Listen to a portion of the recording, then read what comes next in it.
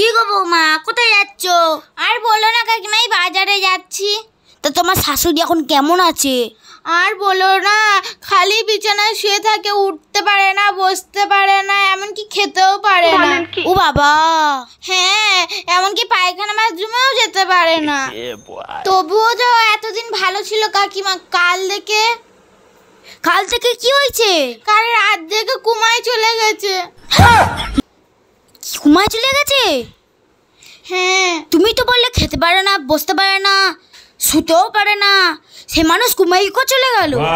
আসলে কাকিমা, আরে কাকিমা আমার কথাটা তো আগে শুনুন। আরে বৌমা বলো না, কি করে কুমায় চলে গেল? এই বললে যে খেতে পারে না, বসতে পারে না, কুমা নিশ্চয়ই অনেক দূর বিদেশে।